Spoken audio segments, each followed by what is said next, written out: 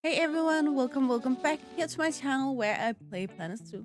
My name is Nissa and today we built this little place for the main wolf, one of the beautiful new animals that came with the latest DLC, along with the little inn we have here in the background. And if you want to know how I built this, uh, or just know more about the main wolf, then please keep watching.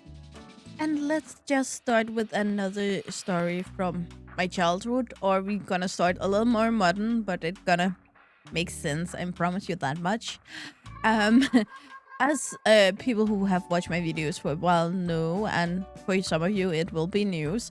But I have some mental issues that makes me unable to really take care of all the practical things around being a adult.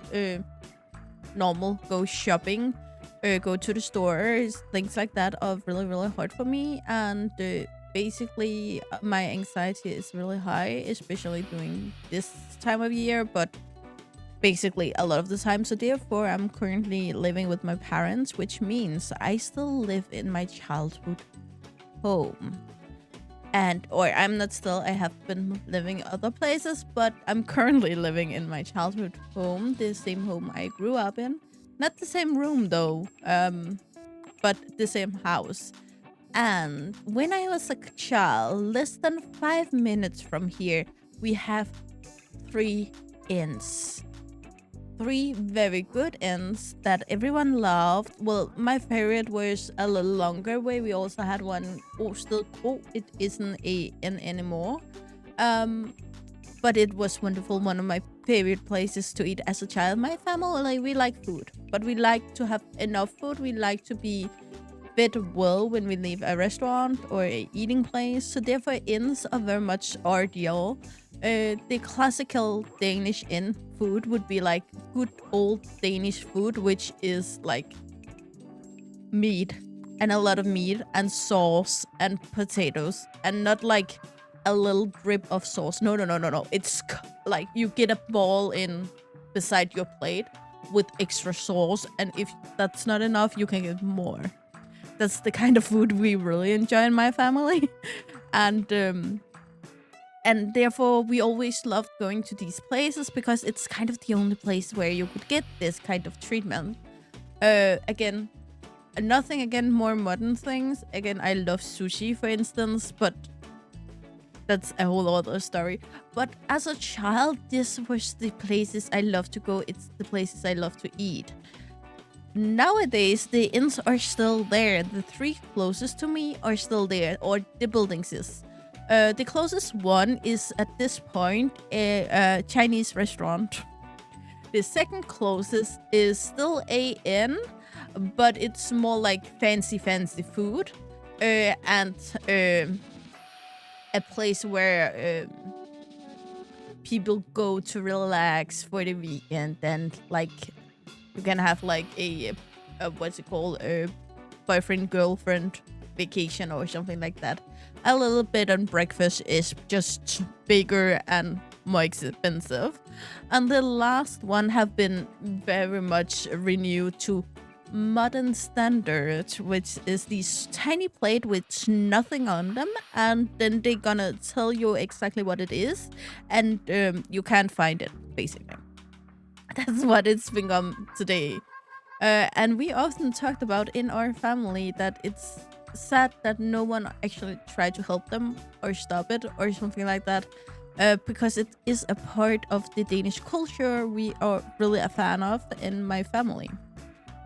And then I thought about it, and we are at a farm here, at a country road. So is it possible that we may had a inn on the same country road, a old one? Maybe it's for sale, and maybe we would want to buy it. And what would we do with it? Well, we would made it both a restaurant. I'm pretty sure like my mom would love to work there. My brother today, he's also in the process of taking the education as a cook, so he would also love to work there. Not that they should work for me particularly, but just making this a whole family deal. Again, my brother aren't that into animal as me and my dad, But he's very much into making good food and plenty of it.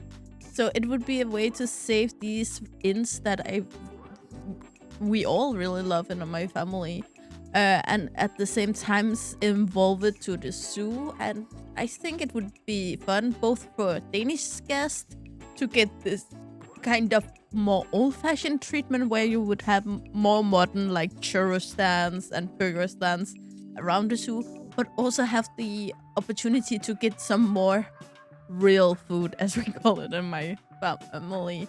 And I just think that would be a wonderful way to combine these two very beloved things. So I try to hit this kind of old fashioned design of it, but I also try not to use too much time of it, mainly because I didn't want this to be like the focus point. It would just be this old basic inn that we have tried to revive, but we haven't like. We would rather use the money on the animals than the inn. But I just think it goes well together, and it's kind of beautiful. I think so anyway. But let's talk a little bit about the main wolves, which I will start building the habitat in a minute. And to talk about the main wolf, we first have to talk about what is the main wolf. Like, is it a wolf? And according to this, it is so close to being a wolf without actually being a wolf. It is in the suborder of canine familia. Sorry, not canine. Canifamia. Sorry. Which is a suborder containing wolves, raccoons, bears, and so on. So it's not only wolves. They are also in the Canidae family, which also is wolves. But it's also foxes. It's also dingo, coyote, raccoon dog, foxes. I think I said that. Doll, and all of the wolves, of course. Bush dog, even. So it is all of these kind of dog-looking animals, but not all of them are dogs.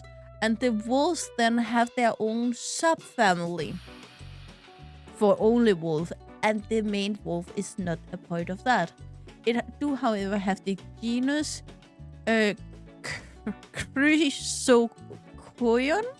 I think I probably didn't pronounce that right. So I, of course, clicked that link to see, okay, who is in this genus. The genus is the closest you get. For instance, with bears, we have Ursus, which is bear. And then we have Ursus, I think it's called, that is brown bear, if that makes sense. So they would all bears have the genus Ursus, but then the species is Ursus and something else. But for the main wolves, they have their own genus, which means that they stand alone. They don't have any like brothers, sisters in this sense. They do have far distant cousins, but nothing that close. They aren't that big either, or they are big. They are 90 centimeters high, which is around 3 feet. And the length is 100 centimeters, 1 meter, 3.3 feet. However, they only weigh around 23 kilos. And that is, of course, because even though they are tall and they are long, they are very, very thinly built. And they only live for 13 to 15 years, which is not that short for this bigger carnivores, but compared to other carnivores the same size, it really isn't that old. And to look at the look, I just want to mention my earlier video on the main wolf mud that is not active anymore. Normally when we get animal in the game that earlier have become a mud, the mud becomes discontinued. That's just the standard, so it's nothing special with this main wolf. It's just what the mothers do. They discontinue them when we get the real one. But we had one which I made a video on this summer, I think, or spring, something around there. And I honestly laughed through the video because it didn't look right. I'm not gonna go into it, but it just didn't. Then we got a revamped version later in the late summer, I think, and I made a video on that, and that was so much better. However, neither the mods, either of the mods or this Frontier version have what the main wolf have its name from. The mane. Yes, they make the mane darker, but they have this kind of it looks kind of like a blanket on their back, where it is where you can see the darkness up there, where the fur is just thicker, more lush, and longer, where it kind of looks like a lion mane, but instead of being around the face and all, it's just placed up there, and not that. But I am also aware which newcomers to this channel may not be. We have the fluffiness issue in Planet Zoo, where the more fluffy an animal look, the more weird it looks in Planet Zoo, because that fur on fur fluffiness just doesn't translate good into the game. So that can be a strategic choice, and I'd rather have it this way than like the first lines we got that the mane just looked like plastic. It still does a little bit, but it's not as bad as it used to be. They normally have this foxy color that varies from this orange to a deeper red to a browner color, but what all of them have is this darker snout, mostly black, black feet, black tail. However, some of them may have white on their throat, their chin, and or their tail. But the standard is that they still have the black. Sometimes the white can overrule the black on the tail, but you will still have the blackness other places. So if they're white on the chin, the snout itself will still be black. And they have this uniquely long legs, which are a sign of evolution based on where it lives, since they live in these very tall grasses. So they can actually look over the grass and see what's on the other side of the grass or out of the grass, where a lot of other animals wouldn't be able to see them back. Before I forget, this little house down here where they can go into and where their habitat gates are, I made that yesterday in the hyena habitat video. So if you want to see that, it's already up and it went up yesterday. The maned wolf is an animal that I honestly never heard about before I made those mud videos. So I was intrigued to learn more about it. For instance, where it comes from, looking at it, it kind of for me looks like a savanna animal, but I never seen it in any savanna related things, which I have seen a lot of at this point. So I thought like Asia or something like that, but they are actually from Argentina, Bolivia, Brazil, Paraguay, Peru, and Uruguay, which actually shocked me a bit. But again, it makes sense when you look at it a little closer.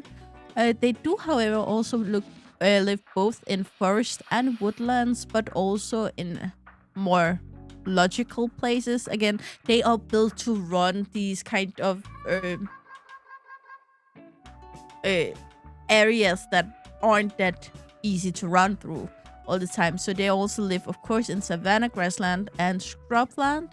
What really shocked me was the anthropogenic and the agricultural biomes, which, again, if you make a field where they live, then they will live where there's a field. That makes sense.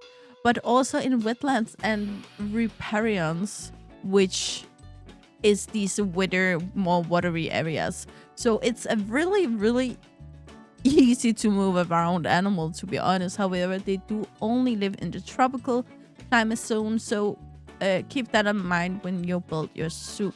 The main wolf are nocturnal, and therefore it will hunt either through dusk or through the night, and they are quite unsocial animals, like to keep each other far away. Therefore, they also have a number of sounds that are made to be heard from a distance by specific other maned wolf ears. Again, they have these big ears that can hear a lot. They are also quite shy and timid, and therefore they will always choose to run away from people instead of attacking them. We all have this fight or flight uh, tendencies in our lives, but the main wolf are forgetting the fight part most of the time. However, they do still eat meat, so they still hunt, so that's kind of a fight. They will also keep other individuals of the main wolf um, away by scenting their area with these strong, stinking urines they make, as we know for many other animals at this point. And if you looked really good when I put down the enrichment and the football here, you may have become a little confused. I was when I did it. Uh, but the thing is, the main wolf is not a carnivore. They do hunt, I know I already mentioned that. And they do also eat meat, which would be like small mammals, rodent, birds, and fish. However, uh, maybe over half of their food will not come from any animal. It will be like vegetable matter, such as sugar canes, tubers, and fruits, which doesn't seem like something that makes sense. But since it is that close related to foxes, which we know they will take everything they can find.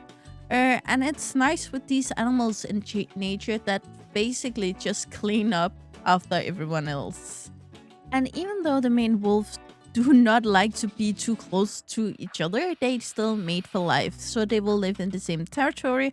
However, they won't get together and be close to each other unless it's time for mating, which would be between November and April. After that, she will be pregnant for 60 to 65 days and give birth to between 2 and 5 pups, which will be independent after a year. The main wolf have a few issues at this point. The main one is, however, the loss of habitat and therefore also the fragmentations of their habitat and their territory.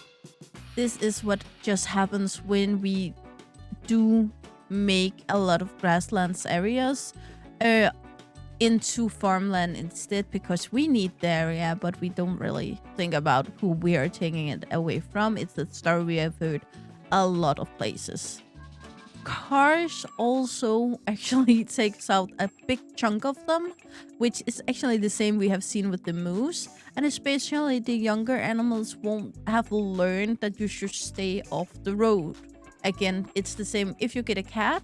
There is this saying where if it survived the first month outside, then they have learned to be afraid of the cars.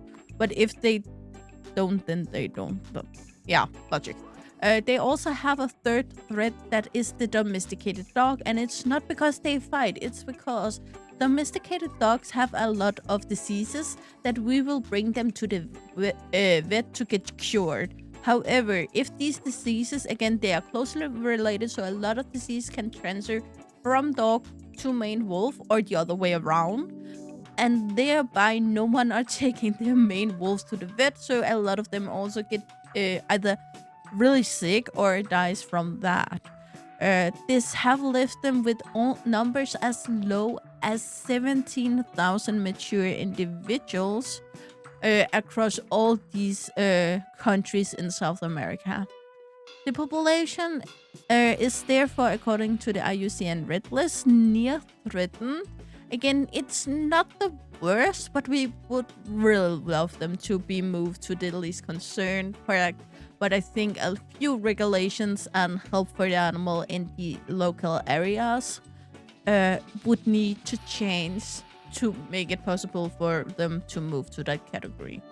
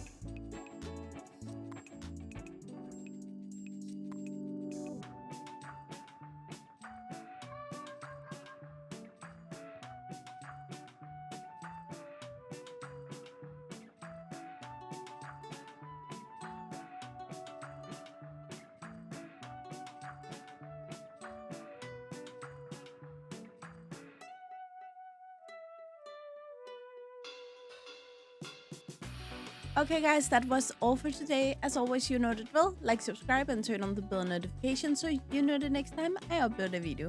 Really hope to see you again either in the comments below or in the next video. Bye, guys!